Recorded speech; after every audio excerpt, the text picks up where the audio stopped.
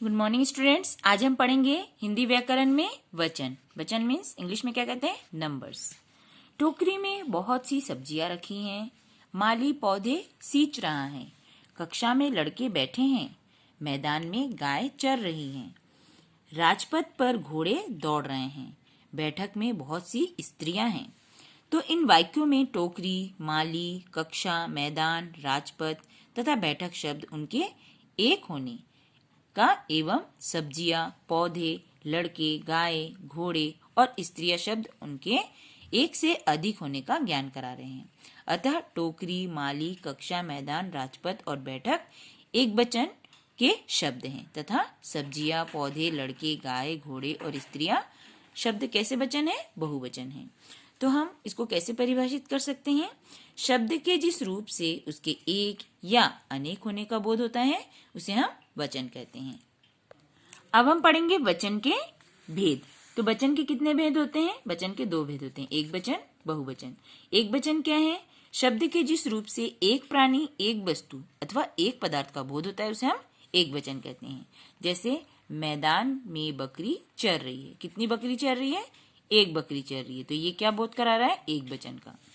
बहुवचन शब्द के जिस रूप से एक से अधिक प्राणियों, वस्तुओं अथवा पदार्थों का बोध होता है उसे बहुवचन कहते हैं। जैसे मैदान में बकरियां चर रही हैं। तो बकरियां शब्द से क्या समझ में आ रहा है? बकरियां एक से अधिक है, अर्थात ये कौन सा वचन है? बहुवचन है। अब वचन की पहचान करना कैसे? ये तो बहुत ही आसान है।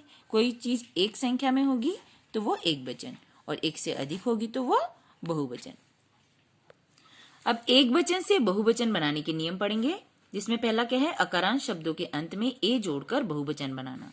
तो पत्ता ए जोड़ेंगे तो पत्ते, गत्ता ए जोड़ेंगे तो गत्ते, लड़का ए जोड़ेंगे तो लड़के। तो इस प्रकार ए की मात्रा जोड़कर हम बहुवचन में बदलते हैं। दूसरा है अकारांश शब्दों के अंत में ए और ऊपर चंद्र बिंदु जोड़कर बहुवचन बनाए जाते हैं। जैसे पुस्तक, पुस्तकें, गाय, गाये, फौज, फौजे, बात, बातें।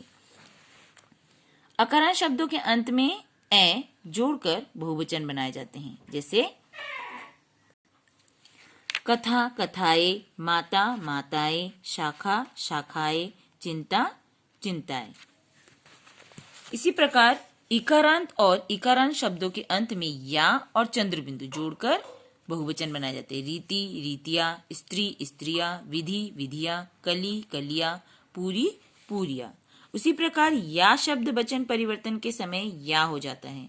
मतलब गुड़िया, गुड़िया के ऊपर आपको सिर्फ क्या लगाना होता है?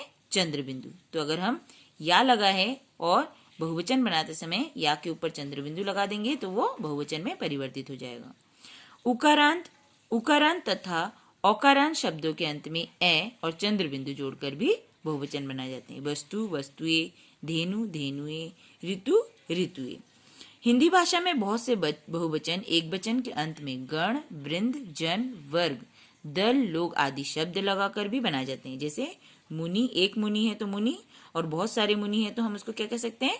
मुनिगण। विद्यार्थी, विद्यार्थीगण, कवि, कविगण। उसी प्रकार से पक्षी, एक पक्षी है तो पक्षी, और बहुत सारे तो पक्षी वृंद। गुरु, गुरुजन, प्रिय, प्रियजन, शिक्षक, शिक्षकगण, पाठक, पाठकगण, छात्र, छात्र वर्ग, मंत्री, मंत्रीगण, नर्तक, नर्तक दल, गरीब, गरीब लोग। तो इस प्रकार इन शब्दों को जोड़कर भी हम बहुवचन बनाते हैं। तो आज हमने वचन चैप्टर पढ़ लिया है। मैं आपको इन पेजेस के पिक भेजूंगी। आपको इनको अपने कॉपी में लिखना भी है और लर्न भी करना है।